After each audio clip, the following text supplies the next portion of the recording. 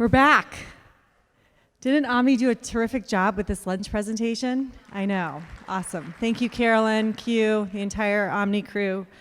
So this next session is going to be a TED Talk-like 3 presentations, 15 minutes each as we continue to eat our lunch.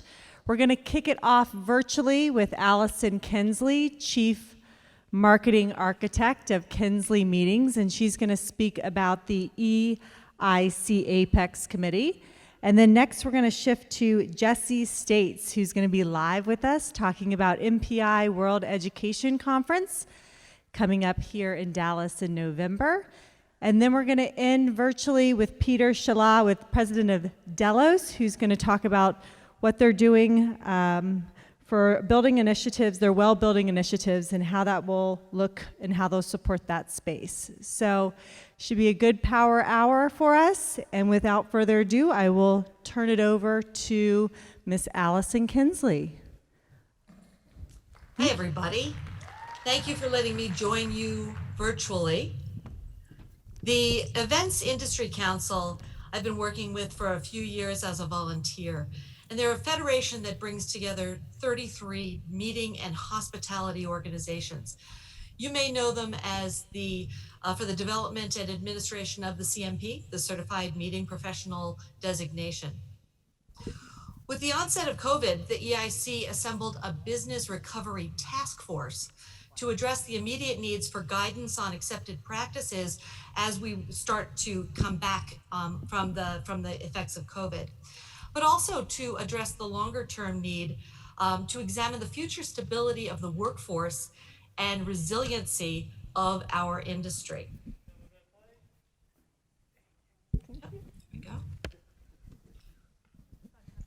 There we go. Understanding that this undertaking was enormous. The 45-person task force was broken into 11 different streams that you see here on the screen. I had the privilege of being part of the meeting and event design stream, chaired by Liz Warwick from Liberty Mutual. Ours is the first of the 11 work groups to publish their work, which can be found and downloaded for free on the EIC website, and I'll post that at the end of the presentation. The resources, which are presented in an online book format, are meant as templates to be downloaded and used and adapted for your specific meetings. The tools and templates are sort of detailed. So rather than in this 15 minutes trying to go through each one of them, I'd like to share a little bit about why and how we went about putting this together. Our group figured out pretty quickly that one key essential piece of what we were doing was that if we didn't have attendees, we couldn't hold meetings. And that to get attendees back into the face-to-face environment was going to take the reestablishment of trust that health and safety concerns aren't barriers to them coming back to the face-to-face environment. We defined the audience that we were developing the resource for as you see here, meeting and event leaders and owners, industry professionals, and the attendees. And we approached this with sort of a universal lens. We wanted users to be able to apply the tools we prepared for corporate and association and social events, but also globally. So we weren't just planning and writing for the United States. Finally, drawing from the questions that we were being asked by our meeting stakeholders and our clients, we came up with a series of questions that we wanted to address in our work, and then provided documentation to support those questions. Okay, first question. What are the data points for the decision to hold a meeting or event? How do we know that the meeting or event that we are trying to hold in person is supported by data, by data-driven information? So we established a grid, and I've got the question and the resources up on the screen. We established a grid that spoke to different risk levels with where we were in the cycle of COVID, and the event protocol suggestions with those levels. So we looked at things like travel restrictions, restrictions on mass gathering, whether it be a local or a national restriction, regulations on social distancing and mask wearing, and occupancy restrictions. And then basically there are 4 different risk levels in this grid. And as you work through the different components of restrictions, these come up with a different reality for putting a meeting on. The second question that we addressed was the expectations around health and safety. And we knew that there were going to be other work streams in the group that were going to be addressing things like cleaning protocols and the food and beverage management that you saw an example of at the Omni. But that if attendees came to meetings expecting things to be done for them, without expectations being set on their side, we were actually missing an opportunity. So to respond to this, we developed attendee guidelines and a code of conduct. There are a lot of organizations and meetings that have codes of conduct associated with them. So this is something that could be added to an existing code of conduct or used as a standalone document. And it really establishes that the attendee plays a key role in creating a healthy meeting environment and outlines what those expectations are. Finally, we looked at what additional resources were needed in this space. And one that I want to point out are the fact that we have all seen a lot of resources hit our email boxes every day. And one of the members of our team, one of our committee members, actually read as many of those as she could get her arms around at the time and wrote up a brief description of each one. So at the end of our document, we have a list of resources, a description, and a link to them. So for example, if you're looking for information on food and beverage handling, you could scan the descriptions and find what you needed. Sorry. So this is where the resources, starting with the meeting and event design workforce workstream, can be found at eventscouncil.org. Additional work streams are going to be available starting very, very soon. And I'd love to talk to you about any questions we have.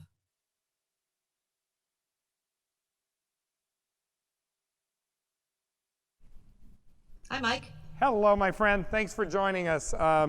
The questions get to be mine, and so full transparency. I'm sorry, I can't hear Mike. She can't hear me, but she can see me. Can you hear me now? No? Katie, I might need that microphone you were using earlier if she can't hear me. Give us 2 secs.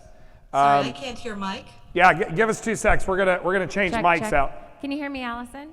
I can. Okay. Yeah, we're gonna go to that microphone. Mic. Okay, can you turn off Mike's lapel and I'll walk this up. Allison, it was a great presentation. Great job. Thank you. Also, Allison, would you stop sharing your slides and we'll go to your... Oh, sure. Thank you. I was going to say she handed me this, but I will wash my hands afterwards, just FYI, because we didn't clean it in between. Allison, can you hear me now? I can. Thank you. All righty. Hello, my friend. Thank you for joining us. And guys, I think it's important to note there's a lot of people putting in a lot of good work in the back to try to aggregate and curate this information because there's so much out there. We were blown away with what the meetings and events release was from this workflow because it was really, really well done and basically has set the stage for everything else that's going to be coming out. I can tell you that the hotel protocols will be coming out next, and that'll be coming out within the next 10 days. So you're going to see that kind of roll up, and it's all in one area and one resource point. But Allison, a couple of questions. And in full transparency, I'm co-chair of this task force. So been very, very in tune with the work that is going on. And it is the resource place. We're trying to make it the resource place for everyone to be able to go to. Allison, talk a little bit about it. I remember when you guys were talking about the work you did, there was so much you had to whittle it down. How did you whittle it down? I mean, what was the filter and the thought process in making sure that this was the most pertinent information? There were a couple things that were important. One was understanding that we were one part of an 11-part resource that was coming together. And really what we needed to do was eat the elephant one bite at a time. So we really focused on that trust factor and really went less on the what was going to happen in the hotel environment or in the transportation environment, and spoke more to what was happening with the attendees and what their expectations were, as I mentioned with the code of conduct, as they came back into this environment. Yeah, is it fair to say that the work that you've put together was really aimed for the meeting professional to be able to have that conversation with a stakeholder and to be able to Absolutely. say, if we're going to plan, look, there's a roadmap? Is that fair? Yeah, no, we were asked so many questions as meeting professionals, and this is a response to giving them tools to be able to have those conversations, whether it be with their senior executives, with their clients, and with their constituency. Yeah. Yeah, and I think one thing we didn't cover, can you talk a little bit about the makeup of the group? Because you covered different cross sections of our industry, if I'm correct, and who made up your work stream. Yes, we had corporate planners on our work stream. We had someone from the technology side from PSAV, and also somebody who was representing more of the association and independent third party, that'd be me, to fill things out. And I think one of the last questions on that I would be curious from your standpoint, you had to limit what you could put in, and you had to make some choices. If you were to do a phase 2, just in your opinion, what are those next pieces that are like maybe not in this work stream but are still very important for people to think of high level, the areas to think of? Sure. Obviously, our immediate focus was on getting people back into the face-to-face environment, and how do you make those decisions, and how do you set expectations for everybody to come into that space. The next steps is going to be to broaden out more on the expectations of what you can understand, how the meeting would be different, and communicating how the meeting will be different to the constituency, because I think that difference is moving towards that terrible word, the new normal. Yeah. Allison, thank you for joining us today. I mean, seriously, thank you for your contributions to the task force. Thank you for your time today, and we appreciate you. I wish you could have been here in person, but you're also showing us how the Omni channel works. So thank you very much. Have a great day. If you guys could give a little round of applause and thanks for Allison. We'll move on to our second one. Thank you, Allison. Have a good one. Thank you. All right, we get to move on to, it's always, again, full transparency. I'm a big MPIer, past chairman of MPI, so big fan here. And I want to bring up Jessie State. She's the director of the MPI Academy. WEC is happening here in Dallas in November. And we thought it would be really good for you to understand the planning that's been going on for that conference. So Jessie, stage is yours, literally. Thank you so much. Thank you. My name is Jessie States. I'm the director of the Academy at MPI. I'm really excited to be here. I was really close to tears earlier. I think a lot of us might have been. I haven't had a haircut since March, and I haven't been around this many people since February, so this is really, really great, and thank you to the leadership from the ALHI team for putting this together. I wanted to pull back the curtain and just talk about what we as an association are doing, so take out the fact that we're MPI. And just really consider this as an association meeting and what our thought process has been, how we've been going about recreating, redesigning this experience, and some of the elements that we're putting together relative to a now event that's happening in November. So this was our original design. We have, for the past few years, have been our theme has kind of been designing experiences. So we wanted to get our industry and our communities away from this talk of like we're hosting a meeting, which is dry and unfunctional, nothing that anyone actually wants to go to, and start to talk about how we could design experiences for a living, right? And so we had been talking about design experiences, and we thought, okay, everybody's designing experiences now. We don't need to talk about that anymore. We want to talk about how to design authentic ones. Authentic experiences that are meaningful for our audiences. It's the new experiential currency. People will pay not for things anymore. They're going to pay for experiences. So how do we make sure that we're designing experiences that matter for organizations? We thought this was great because we were going to be in Grapevine, Texas, down the road at the Gaylord Texan. And being authentic is so incredibly important. It's more memorable to audiences. It helps them learn better. They network more when they're engaged in authentic ways. It was a wonderful idea. And then in March, something terrible, devastating, and out of the ordinary happened to all of us. And it just didn't necessarily seem like that was going to be relevant anymore. So our first decisions were relative to the ones that you've all been working on, and that is, do we cancel this meeting? It's in June. Do we go virtual, or do we postpone it?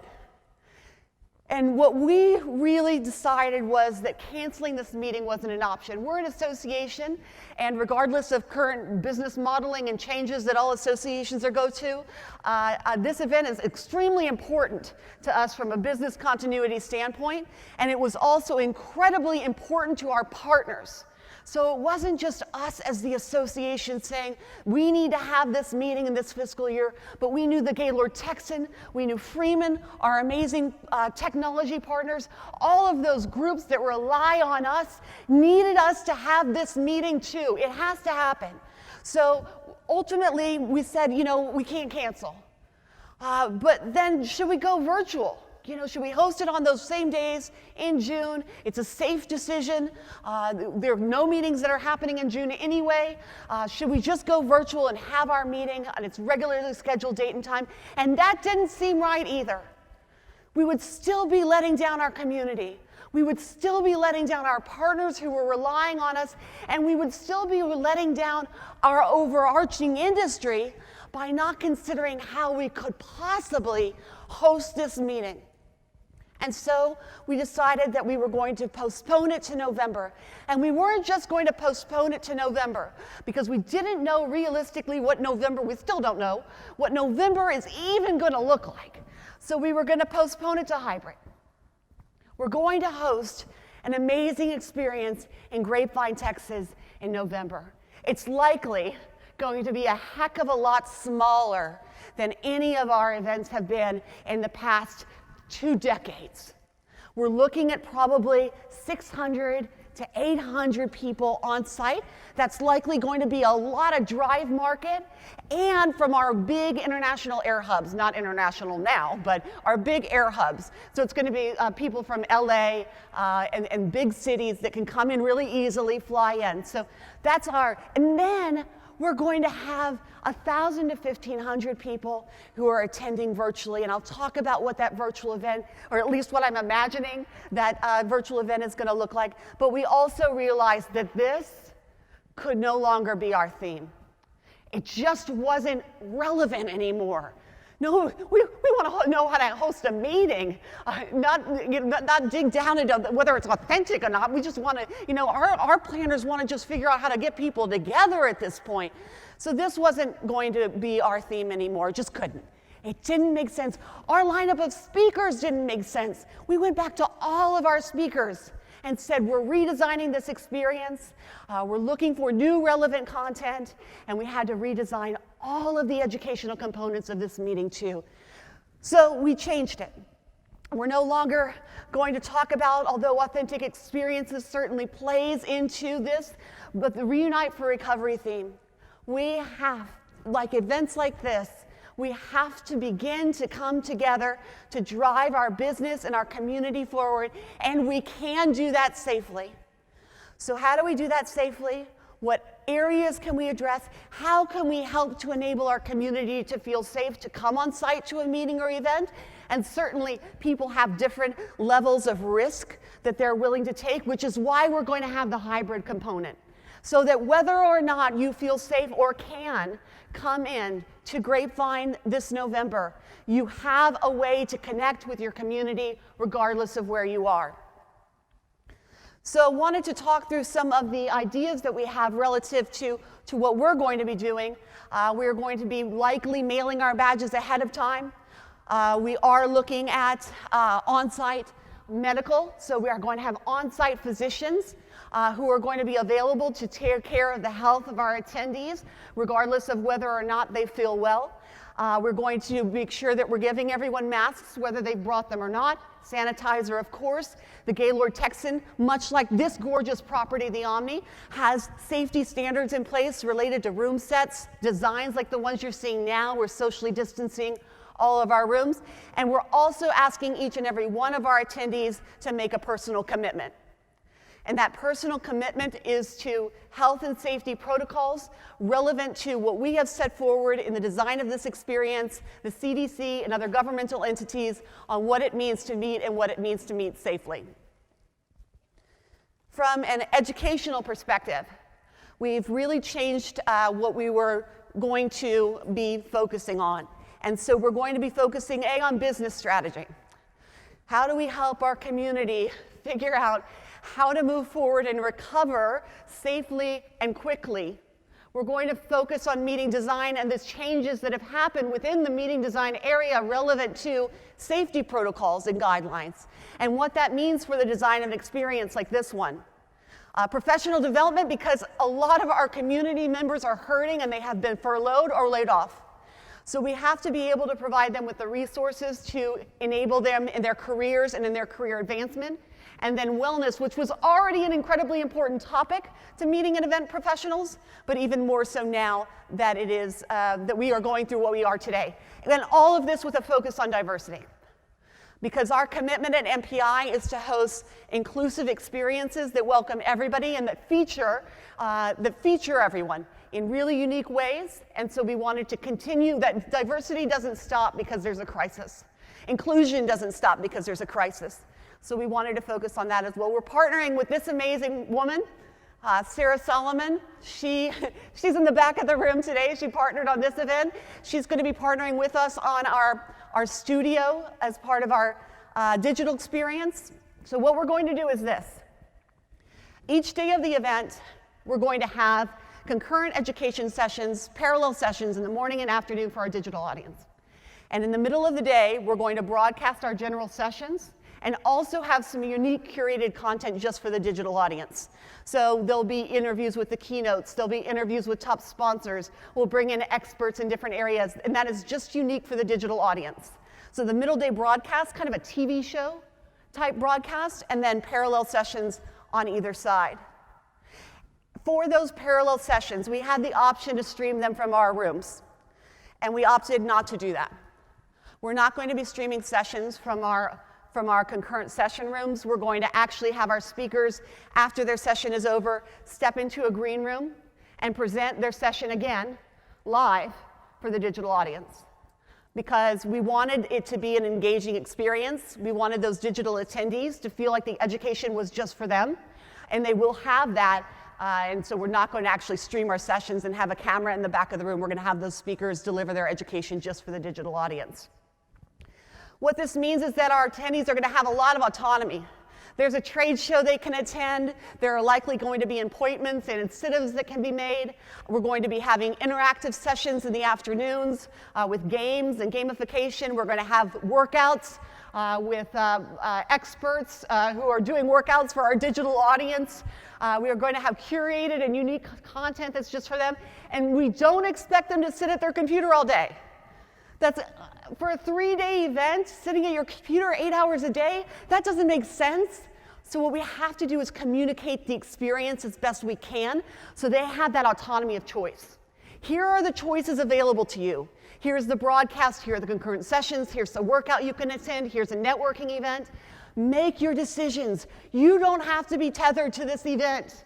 This is what's available to you, and you are welcome. You have the autonomy to curate that experience in the ways in which you want to experience the event.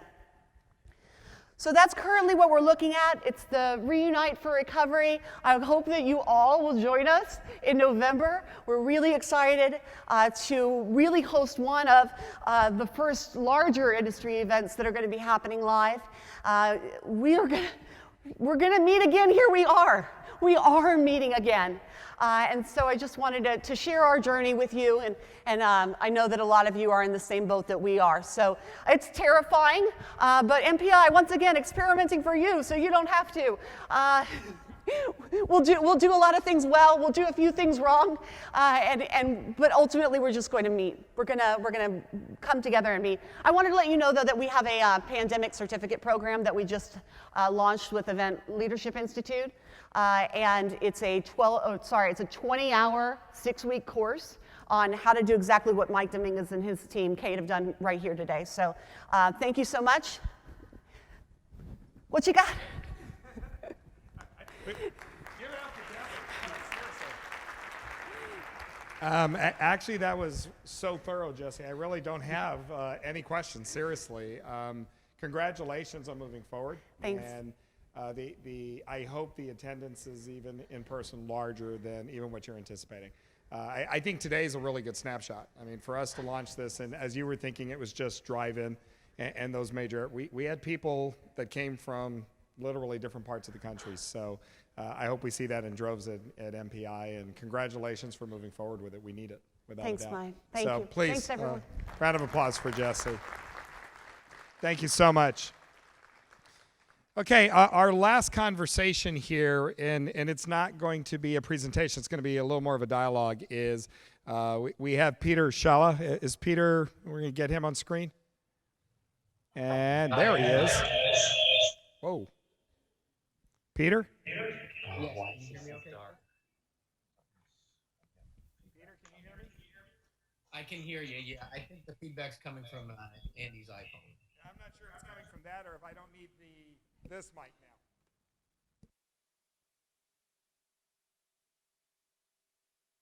Okay, back to the handheld. Can you hear me now? I can hear you perfectly, Michael. Perfect. And we probably just need to get Peter a little louder. We're good. All righty. Peter, thanks for joining us. And Peter is a good partner. Peter Scialla with Delos. My relationship with Peter goes back quite some time. And it really, the work they've done in wellness and stay well, as far as what we've done in our hotels in my past life and what we're bringing forward. I've always been fascinated with Peter and his company because everything has been revolving around science and the science of wellness and what that looks like. And I thought he's an important part of the conversation. There's a few things we've talked about over the last few weeks, and I would love to address some of that here. And Peter, you know, we keep talking about a shared responsibility. You've had this conversation about how important an immune system is to us in this entire journey that we're experiencing. I'd love for you to talk a little bit to that. Because that immune system and what we can do to make sure we have strong immune systems and that we're recommending to our attendees coming, that's what they can do as their part as far as staying healthy. But I'll turn it over to you, my friend. Thank you, Michael, and it's a pleasure to be with everybody today. You raised a very good point. There are so many areas of focus that since the outset of the pandemic, people have really highlighted the importance of surface hygiene, air quality, and of course, social distancing protocols. all things policy and protocol related. But one of the areas that hasn't gotten enough attention in our view is the importance of immune health. I think it's inevitable that a large part of the population will contract this virus and future pathogens as we continue to focus on this discipline. And if unfortunately we do, it's so important that our immune systems are strong so that the body can do what it needs to do to fight off the disease and create antibodies and prevent individuals from succumbing to longer term illnesses as a result of COVID and other pathogens. The areas of focus in immune health really center around nutrition, sleep, and of course, stress reduction. And there's so many ways to focus on giving your body the best chance possible by reducing stress, by getting good sleep, and by, of course, eating healthy foods and staying healthy. Given the spotlight that's been put on surface hygiene and air quality and other things that everybody seems to be focused on, I don't think we're giving enough attention to the fact that our immune systems are our body's self-defense mechanism. And it is so important to keep them strong. So thanks for raising that, Michael. I think it's a great point. Well, and Peter, I probably jumped ahead. Can you give everybody a little bit of a background of your organization and who's involved in your organization? Because what you just talked about comes from a lot of credibility with the people that you work with. I think that's an important piece for this audience. Thank you. Happy to. So at Delos, we've actually been merging two disciplines for the last 8 years, the health sciences together with the building sciences.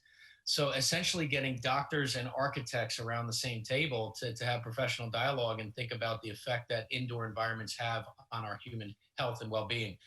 Back in 2015, we set up a venture with the Mayo Clinic and built a laboratory facility on the campus adjacent to the hospital.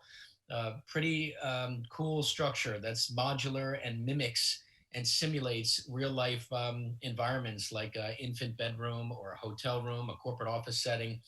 And we've been testing the correlations between everything that happens indoors, air quality, water quality, ambient sound levels, lighting, the whole gambit of environmental factors and how that influences the human body through measuring with biomarkers. So if you would imagine the relationship between light and jet lag or light and sleep, air particulate matter and cognition, of course, air quality and susceptibility to long-term pulmonary disease, ambient sound levels and stress indicators in the body. So using that information, we gathered a ton of thought and a thought leadership with other institutions in the marketplace, hospitals, building science experts, virologists, and formed something called the Well Building Standard, which is really a global healthy building certification program that's been in the marketplace for over 6 years. At the outset of the pandemic, we mapped that Well Building Standard to pathogen risk to see how the science stood up. And thankfully, it was a terrific body of work that's come out of that and really starting to address some of the needs and requests from the industry on ways to validate all the great work that we all have been doing for the last 140 days at this point, figuring out our response to COVID and other pathogens. Well, Peter, something you mentioned just briefly in there was air quality. I think that's been pushed to the forefront here. Can you talk a little bit more about that? And we've talked at length about HEPA filtration and that with airlines and how important that is. But what I think it means to buildings as a whole moving forward.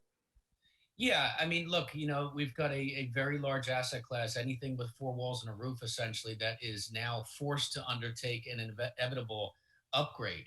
I think the notion of introducing wellness or preventative medical intentions into real estate was live and well pre-COVID, but the learning curve for anybody to recognize the connection between, the spaces we convene in, the spaces we live in, the spaces we work in, and our human health kind of evaporated overnight, right? This has gone from a category of that would be nice to have to improve productivity and increase health to a must-have overnight. And air quality is a very, very big focus because we all do recognize the risk of pathogen transmission through viral particles in the air, especially when there's not enough ventilation.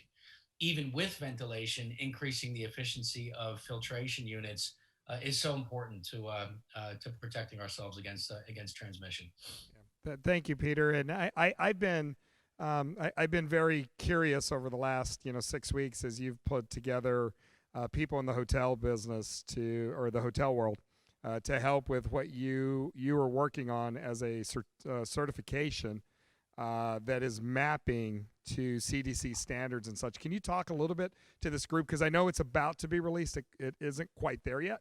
But I think it's important for everyone to know the work that's being done and the science that's behind it. Thank you. So again, if you rewind to February, as an organization, our wholly owned subsidiary, the International Well Building Institute, as I've described before, has been certifying buildings across the world in over 60 countries for health and wellness attributes. But we assembled a task force in late February that was chaired by Surgeon General Richard Carmona, and it ended up being over 500 virologists and building science experts. And the task really was to create a response to COVID in a manner that fit within the well building standard and the well ecosystem. And the program is the Well Health Safety Rating. It's a designation for facilities of all types: offices, schools, libraries, public facilities, hotels, restaurants, retail outlets, you name it. That is a third-party verification of the policies, protocols, and procedures that they put in place in response to COVID. So, of course, cleaning protocols is one category, and hygiene is so important.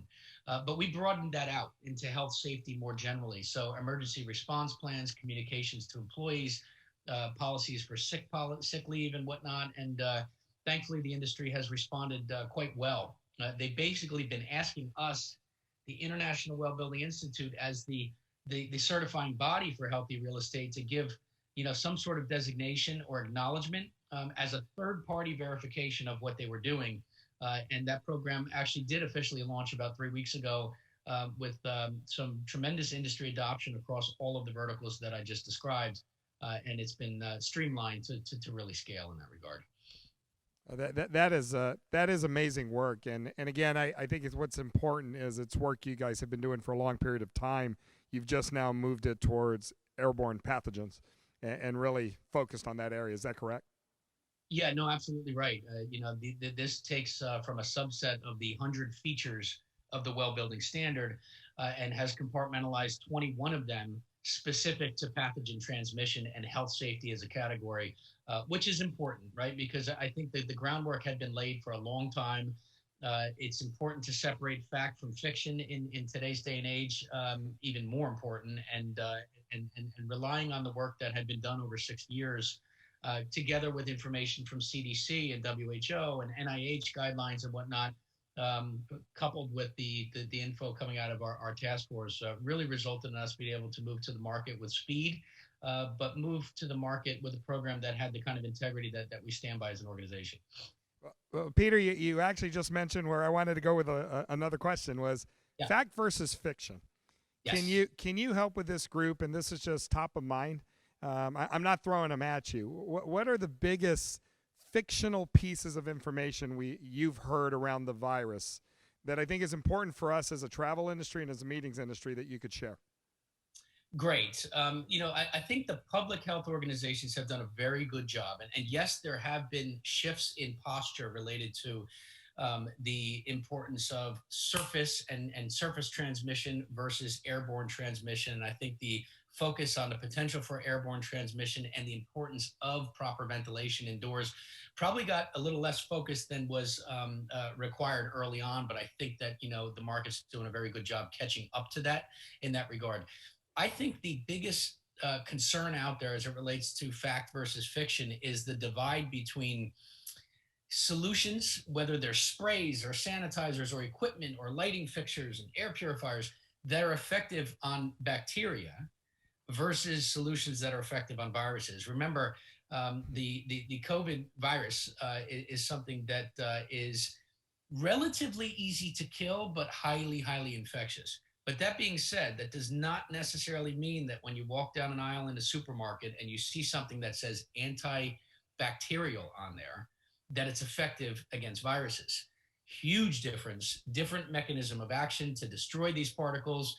And I think the marketplace has taken advantage of people by trying to socialize and advertise and say, kills 99.9% of germs or bacteria.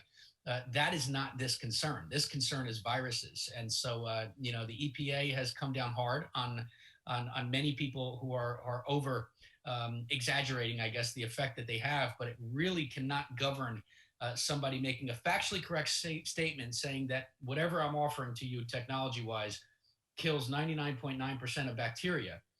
Well, unfortunately, 99.9% of the public buying these things may believe that that is effective on viruses as well, and it's really not the case, which is a problem. That is perfect, Peter. And I know you and I have had this conversation because whenever, and guys, in full transparency, if I get something thrown at me and I get it every day, like, hey, there's a solution we have for your hotels, and this is what it is, and they're making claims, I tend to throw it by Peter and say, can your organization validate any of this? Because I've learned through him in our dialogue that, again, it's not that it's a wrong claim. It just, what you're assuming it does, it doesn't do. Sure. One of the other things, Peter, we had in a dialogue, because I threw it by you, the WHO calls for a shorter distance of separation than the 6 feet of separation we are calling for as far as physical distancing. And I asked you this question, and you talked about typology. See, I actually do listen when you talk to me, by the way. I can remember those things. But you talked about typology. Can you just address with the group quickly on what that means and why the difference and why it matters? Sure. Thank you for that. The distance required to stay safe from transmission of viruses, really depends on the type of activity in a particular space or at a particular event. Imagine that as we all know, virus can be transmitted through particles coming from our mouth when we talk, when we shout, when we scream, when we sing, even when we breathe in close quarters. But there is a big difference between the level of that risk if you are in a library 2 feet from somebody, right, versus in a stadium or at a concert where people are screaming and shouting. The viral particles travel longer distances when you emit that kind of reaction.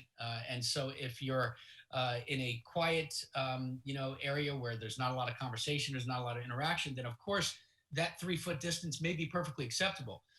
However, a 6 foot distance may not even be acceptable if you're at an event where there's a lot of shouting and a lot of cheering going on, because viral particles travel in the air, and that's what you need to worry about. So it's really about not one size fits all. Those are general rules, general guidelines, and they have been effective in that regard. I think, the world is finally starting to learn that if we follow the right behavior, we can contain these things. I think New York City is probably the best example of that. New York City is functioning right now. New York City is relatively open, minus, of course, some sectors that are having a harder time, and that is really unfortunate. But if you follow the right guidelines and rules, then we can get through this, and we can get through this without shutting the world down again, which is the goal. Yeah, I appreciate it. And Peter, we're at the end of time. I want to talk about one other thing, and we've as I mentioned to the group, I've been working with Peter and his organization around wellness in our industry, hotel stays. You heard him talk about how important good sleep is for your immune system, and light and air. It's one of the reasons I've been passionate about this for a long period of time. And if we're okay, I know we haven't launched an official date, but I'd love for you to talk about what we're working on for this industry as far as a certificate program that ALHI and Delos has been working on about wellness and meetings. But Peter, if you could just give everybody a little teaser. Yeah, no, absolutely. So the way we've approached things, as an organization is, for instance, on the building side of things, we do certify buildings for health and wellness attributes, but we also accredit professionals in the industry for their knowledge in health and wellness. And so, as an example, we've got a big certification program for architects and engineers that have clients that are looking to get their buildings certified according to wellness attributes. Michael, very early on, we had some great conversations on how we could not only focus on the physical spaces, the meeting spaces, how we convene, and all of that matters so much, right? How can we also focus on the industry group that services meetings, that inspires, bookings of meetings, that educates people and administers all of this stuff. So we've been hard at work in a highly engaging video series accreditation program for meeting planners for the industry. It's very exciting because all of the knowledge that we have used in certain typologies, if you will, right, certainly have aspects and relevance to this sector. We had a lot of thought that was put together as it relates to how to conduct a healthy meeting. Some of that related to the physical things in the space, but there was so much that related to how meetings are run, where they are, what are the break times, what are the periods, how do you interval, how do you keep people's attentions? So focusing on health and productivity in that regard has resulted in an accreditation program for meeting planning professionals that we're excited to launch with ALHI together. And soon you'll be hearing more about that. We want to make it really good, and it really is. So we're looking forward to sharing that, guys. Thank you so much. Peter, I appreciate it. I am a junkie when it comes to this, and you know it. I've learned so much from Peter and his organization, and I learn every time we get together. But I've learned things that were never in my dialogue before about mental acuity and engagement and circadian rhythm. It really has been a journey for me. It's something we're going to continue to share, and Peter is my go-to. You just heard in 15 minutes how much a little ounce of the knowledge and experience that's with Peter and what they've been doing. And Peter, I can't thank you enough for taking the time. I know you wanted to be here with us in person. Thank you for joining us virtually. And my friend, you're always a gift, so I appreciate it. You as well, Mike. Thanks for your leadership and everything you're doing for the industry. It's been a real pleasure to be here. Guys, a little round of applause for Peter. Peter, thank you. Have a good one, my friend.